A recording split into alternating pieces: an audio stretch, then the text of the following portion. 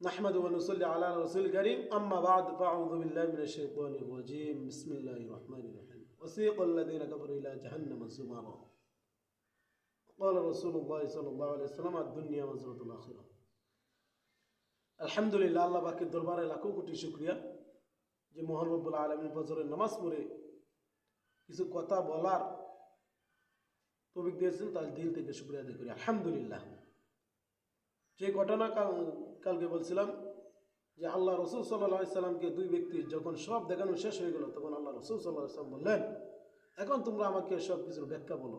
তো ওই দুই ব্যক্তি বলতেছে, ও আল্লাহ রসুল, প্রথম যে এই ব্যক্তিকে দেখছিলেন যে এক ব্যক্তি বসে আছে আর এক ব্যক্তি দাঁড়িয়ে আছে, ওই দাঁড়িয়ে থাকা ব্যক্তি বসে থাকা ব্যক্তির মাথা থেকে পা পর্যন্ত চিরতেছে। এই ব্যক্তি হলো একজন মিথ্যাবাদী, সে দুনিয়ার মধ্যে মানুষের নামে মিথ্যা ঘটনা রটাইতো, এই কারণে তাকে এইভাবে শাস্তি দেওয়া হচ্ছে। নাউজুবিল্লাহ। ওই দুই ব্যক্তি বলতেছে, ও আল্লাহ রসুল, আপনি যে স্বপ্নে দেখলেন যে এক ব্যক্তি শুয়ে আছে আর এক ব্যক্তি দূর থেকে পাথর মারতেছে, তার মাথা দ্বিখণ্ডিত হয়ে যাচ্ছে, চূর্ণ বিচ্ছিন্ন হয়ে যাচ্ছে। ওই ব্যক্তি হলো একজন মস্ত বড় আলেম, সে দুনিয়াতে থাকা অবস্থায় নিজেও আমল করে নাই এলেম অনুযায়ী এবং অন্য কেউ কি করে নাই, শিক্ষা দেয় নাই, তাই তাকে এরকম ভাবে শাস্তি দেওয়া হচ্ছে। কিয়ামত পর্যন্ত তাকে এইভাবে শাস্তি দেওয়া হইতে থাকবে। নাউজুবিল্লাহ।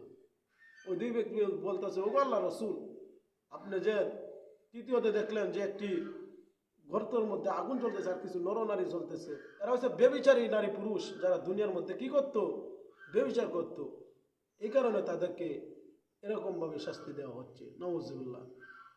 তখন ওই দুই ব্যক্তি বলতেছে, ও আল্লাহ রসুল, আপনি যে দেখলেন রক্তের নদী মধ্যে সাঁতরাইতেছে, ওই ব্যক্তি হইল গিয়া সুদকুর, সে দুনিয়ার মধ্যে সুদ খাইতো, ঘুষ খাইতো, এই কারণে তাকে এরকম ভাবে শাস্তি দেওয়া হচ্ছে।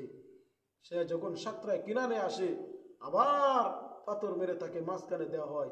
হ্যাঁ, একজন ফেরেশতা কিনারে দাঁড়িয়ে আছে, সে যখন আসে কিনারে আসে তখনই তাকে পাথর মেরে আবার পুণ্যের জায়গায় নিয়ে যায়।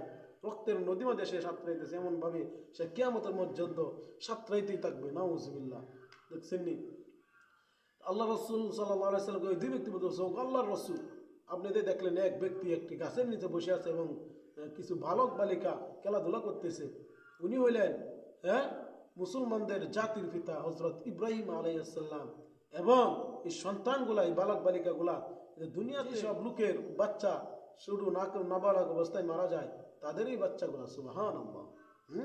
তখন ওই দুই ব্যক্তি বলছে, আল্লাহ রসুল, আপনি যে দেখলেন এই পাশে এক ব্যক্তি আগুন জ্বালাইতেছে, এই ব্যক্তি হইল গিয়া মালিক ফেরেশতা, উনি আগুনকে কি করতেছে, আগুনকে আরো ভয়ঙ্কর করতেছে। নাউজুবিল্লাহ। দেখছেন নি? হ্যাঁ, ওই দুই ব্যক্তি বলতেছে, আল্লাহ রসুল, আপনি যে দেখলেন এই প্রথম অবস্থায় এই যে একটা গাছের মধ্যে মাঝখানে একটা সুন্দর বাড়ি, ওই বাড়িটা হইল গিয়া সাধারণ জান্নাতীদের, এবং উপরে যে দেখলেন আরো সুন্দর একটা বাড়ি, এটা হইল গিয়া যারা শহীদ আছে না, শহীদদের বাড়ি। সুবহানাল্লাহ। আল্লাহ পাক রব্বুল আলামিন ওয়াসিকাল্লাযিনা কাফারু ইলা জাহান্নাম যুমারা, যে যারা জাহান্নামে, তাদেরকে জাহান্নামের দিকে দলে দলে পাঠিয়ে দেওয়া হবে। তাহলে এখানে যেই কথাগুলো আল্লাহ রাসূল সাল্লাল্লাহু আলাইহি সাল্লাম বলছেন, যে সব কাজ করলে কি করতে হবে, জাহান্নামে যেতে হবে, আল্লাহ পাক রব্বুল আলামিন আপনাকে আমাকে এসব গুনাহ কাজ থেকে বাঁচার তৌফিক দান করুন। সকলে বলে আমিন।